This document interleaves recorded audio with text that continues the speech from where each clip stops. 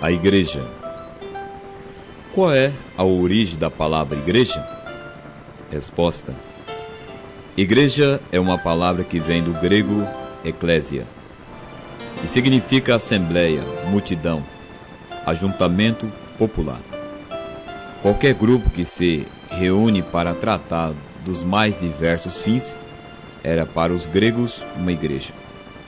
O sentido religioso da palavra igreja vem com os tradutores da Bíblia, que passaram a usar esta palavra para designar a assembleia ou ajuntamento de pessoas que se reúne para prestar culto a Deus. Qual é a missão da Igreja de Jesus Cristo? Resposta: a igreja foi estabelecida por Deus para ser o seu instrumento de proclamação ao mundo.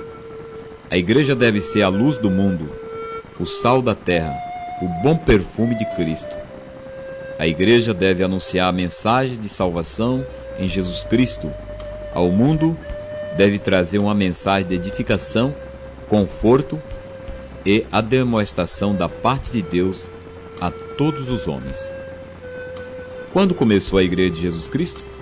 Resposta: começou quando 2 dos seus discípulos de João Batista, ouvindo seu mestre falar no Cordeiro de Deus, se uniram a Jesus. Leia o Evangelho de João, capítulo 1, versículo 37.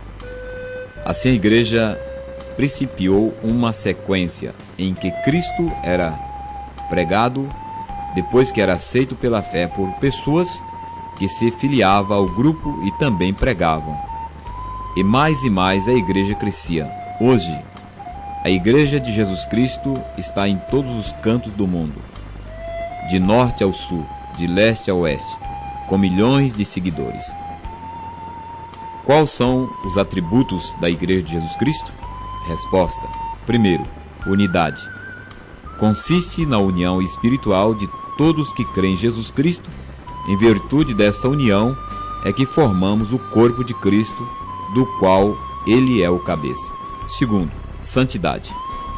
A igreja do Senhor Jesus é santa, ou seja, separada do mundo para servir unicamente ao Senhor Jesus. Universalidade. A igreja do Senhor Jesus é universal porque inclui todos que professam Jesus Cristo como Senhor e Salvador, em todas as partes da terra, de todas as nacionalidades e raças, de todos os níveis sociais e intelectuais. Como pode saber qual é a verdadeira igreja de Jesus Cristo? Respostas: as estatísticas mostram que no mundo a cada hora aparece uma nova igreja, ou seja, por dia surge 24 novas denominações. Como saber no meio deste emaranhado qual é a verdadeira igreja de Jesus Cristo? Vejamos então. 1. A verdadeira igreja de Jesus Cristo é aquela que tem em Jesus Cristo seu único suficiente Salvador, isto é, não tem outro Salvador senão Jesus. E Ele é suficiente, ou seja, capaz de nos conduzir ao céu, sem necessidade de qualquer outro mediador. Leia o Evangelho de João, capítulo 14, versículo 6. Primeira carta de Timóteo, capítulo 2, versículo 5. Livro de Atos, capítulo 4, versículo 12. Primeira epístola de João, capítulo 5, do versículo 11 ao 13. A carta de Romanos, capítulo 5, versículo 8. Jesus Cristo é o cabeça e Senhor dessa igreja. Leia a carta de Efésios, capítulo 1, versículo 21 e 22. Ainda a carta de Efésios, capítulo 5, versículo 23. Carta de Colossenses, capítulo 1, versículo 18. Ele é a pedra sobre a qual está a igreja, esta edificada. Leia a carta de 1 Pedro, capítulo 2, versículo 4 e 7. Leia a carta de Atos, capítulo 4, versículo 10 e 12. Leia a carta de Efésios, capítulo 2, versículo 20 ao 22. Leia a carta de 1 Coríntios, capítulo 3, versículo 11. 2.